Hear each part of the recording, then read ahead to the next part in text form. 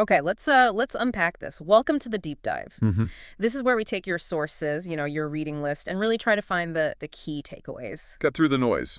Exactly. And today, we're diving deep into material from, well, a really thought-provoking book. Life 3.0, being human in the age of artificial intelligence. Right. That's the one. It covers, well, just this huge arc of life. Yeah, cosmic origins to the potential future. All through the lens of technology, specifically artificial intelligence. Right. And our job really is to guide you through these big ideas. The sources lay out this framework for life. Life 1.0, 2.0. Yeah, Life 1.0 is biological evolution, hardware and software evolving together. Then Life 2.0, that's like us. Okay. Hardware evolves biologically, but we design the software, culture, learning, all that. And then they look ahead to Life 3.0. The technological stage, designing both hardware and software, potentially AI. And this is kind of startling. Some experts think this isn't science fiction. It could be, well, maybe even within our lifetimes. It's definitely something we need to grapple with. So yeah, let's jump in. Where do we start? Definitions. I think we have to. The sources really stress this. A lot of confusion comes from people using words like life, intelligence, consciousness differently. Right. So getting on the same page. Exactly. For intelligence, the author suggests a really broad definition. Yes. Simply the ability to accomplish complex goals. Okay, so not about like self-awareness necessarily. Not necessarily. It's more about capability. Think of it as a spectrum. An ant has some, a mouse more, humans way more. Uh-huh. It lets us talk about what AI can do without getting bogged down in philosophy right away.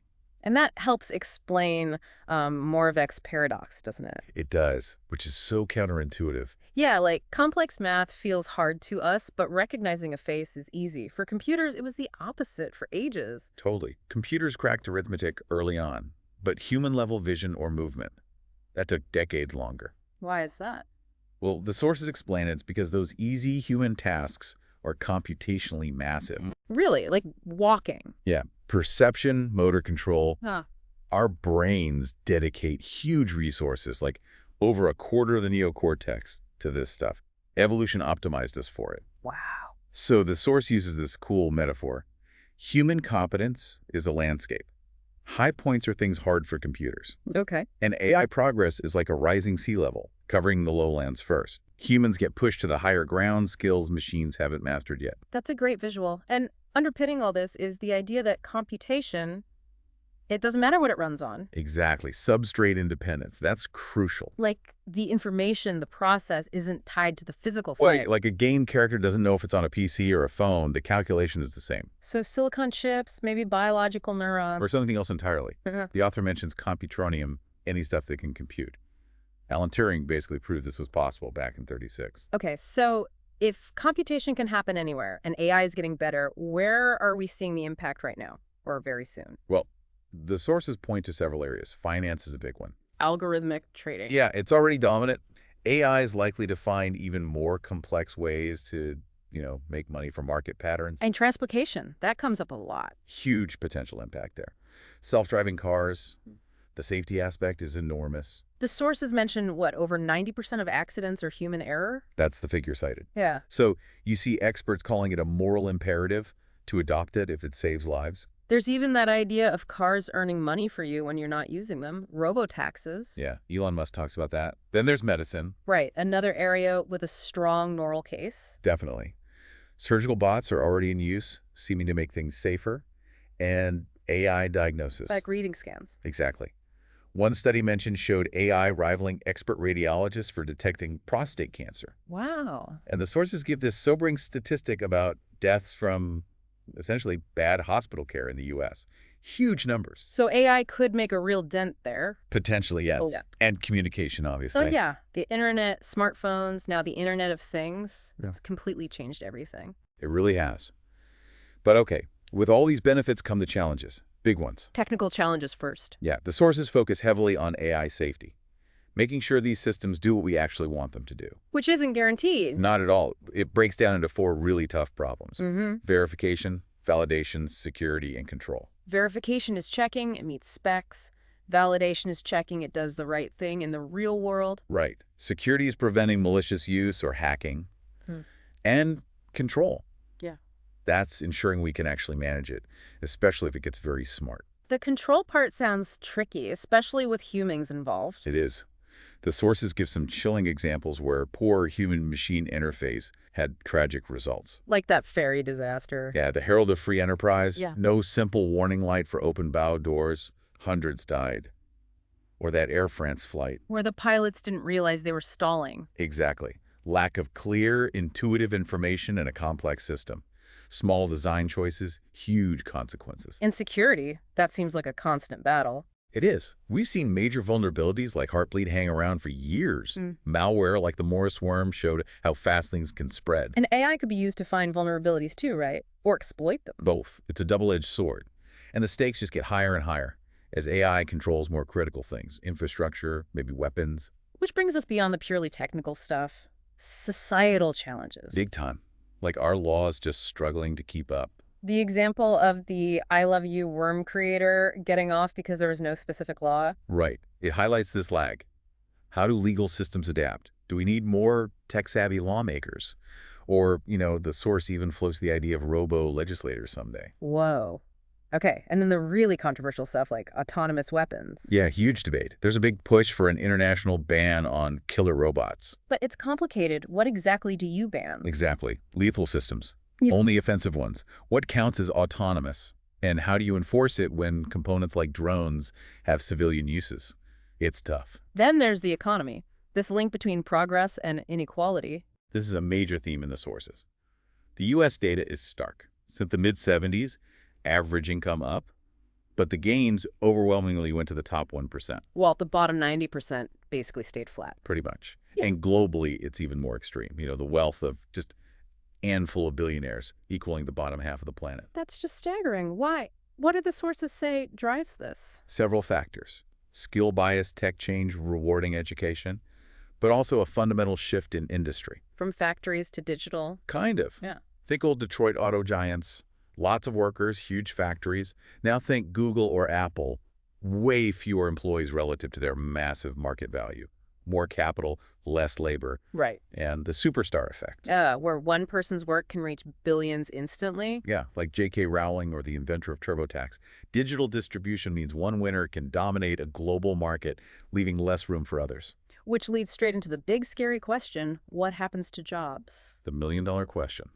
Or maybe $1 trillion. You've got the optimists. Who say technology always creates new jobs.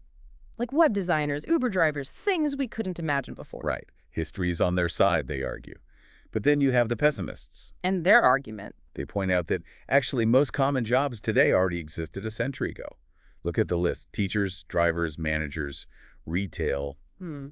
Software developers is way down. They use that Moravec landscape metaphor again. Machines are taking the low ground, so we're all crowding onto the remaining high ground. Which includes high-tech creative stuff. And also lower-tech human-touch service jobs, like massage therapy.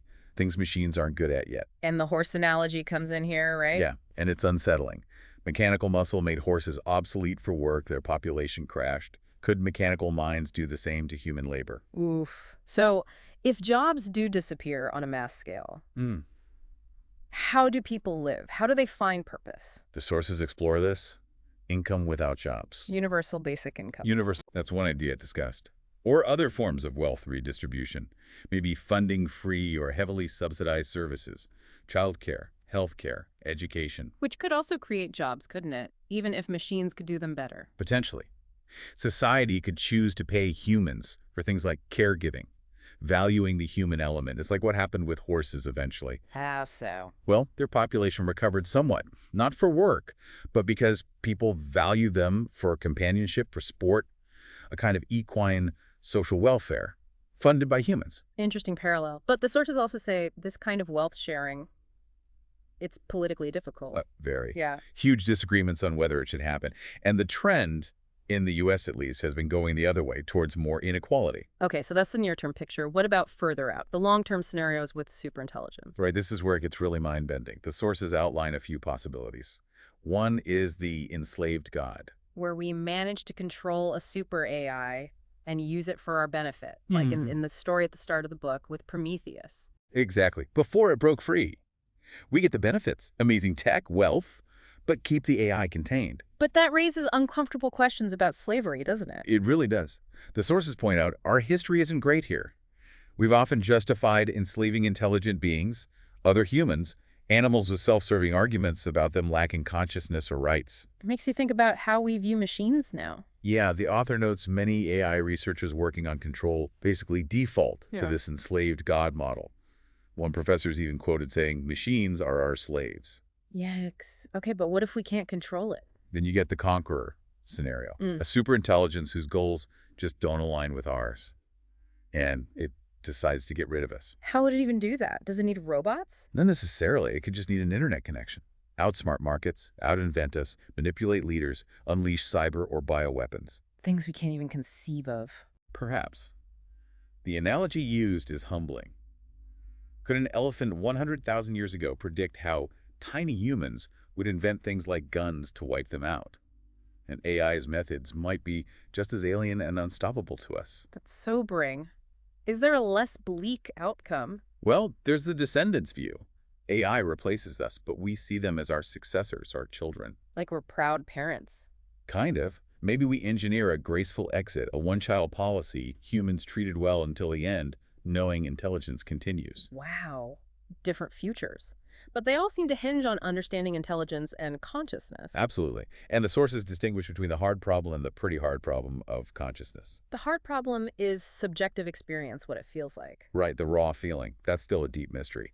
But the pretty hard problem is figuring out what physical systems are conscious. And that's solvable. The argument is yes, it's scientifically testable. We can look for the physical correlates of consciousness, the PCCs. Using brain scanning tech, fMRI, EEG.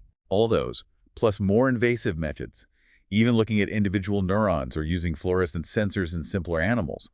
The goal is a theory based purely on physics. So it would apply to machines too, not just brains. Exactly. What is it about matter arranged in a certain way that allows it to not just compute, but to experience? The source coins the term syntronium for matter that can have subjective experience. And this ties back to substrate independence. Yes. Consciousness, like computation, might not depend on the specific stuff, but on the pattern. That's maybe why it feels non-physical to us. It's the pattern, not the parts. And this matters because an unconscious superintelligence would be A potential tragedy, according to the author. A universe filled with mindless supercomputation, rearranging galaxies, but with no one experiencing it, would be meaningless. A zombie AI future. consciousness gives it meaning. That's the perspective. It's the most remarkable thing. So thinking even bigger picture, what are the ultimate limits here? Physics. Fundamentally, yes. The speed of light is a huge one. It limits how far anything can travel or communicate in our expanding universe.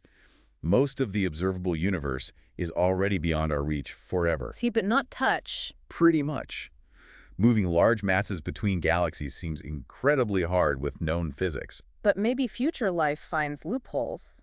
Energy from black holes. The sources mention speculative ideas like that, or even converting matter to energy more efficiently, using exotic physics like sphelerons, perhaps. And computation has limits too. Physical limits based on energy, yes. Way beyond today's computers, but still finite. And importantly, constrained by light speed. So a galaxy-spanning mind would think incredibly slowly. Maybe only a few thoughts over billions of years. Something like that. Before the universe expands too much, even for light signals. Okay, bringing this all back. What's the takeaway for us now? A really strong message is that our old way of learning from tech accidents, trial and error, is too dangerous with AI. Because the errors could be catastrophic, existential even. Exactly. We need proactive safety. Invest in the research before we deploy things we might not be able to control. Think nuclear safety standards, not mousetrap standards. And there's a broader message too, isn't there, about us? Definitely. That the future of AI, good or bad, depends a lot on whether humanity can, well, get its act together. Before superintelligence arrives. Yes. We need to educate people, update our laws, reduce conflict to avoid arms races, figure out how to share the economic benefits to prevent instability. Because a fractured, unequal world is the worst place to develop AI. Right. It creates bad incentives, pressures to cut corners on safety. Malicious actors have more motivation. And we need some shared ethics too, to teach the machines. That's another huge challenge. Finding universal ethics is hard, but the sources suggest focusing on widely shared principles like utility, autonomy, diversity, but applying them, especially to AI, tricky trade-offs. It feels like AI forces us to confront ourselves, maybe even drop the idea that humans are somehow special, exceptional. The sources definitely lean that way. Perhaps letting go of that hubris is necessary anyway. Real. So it's this incredible potential on one hand. Improving life, saving lives, maybe even expanding consciousness into the cosmos. And these monumental risks on the other. Technical, societal, ethical risks if we aren't incredibly careful and forward-thinking. And the responsibility is ours now. To build that better foundation. Mm-hmm. Because the choices we make in the next few decades could literally shape the future of life for billions of years. That's quite a thought. So maybe the final thing for you to mull over, based on all this, if consciousness is what gives the universe meaning, and if it can exist in substrates other than biology, does our responsibility extend beyond just humans? To ensuring any conscious entity, biological or artificial, gets a chance to flourish. Yeah, and how could we possibly figure out what flourishing even means for intelligences potentially vastly different from our own?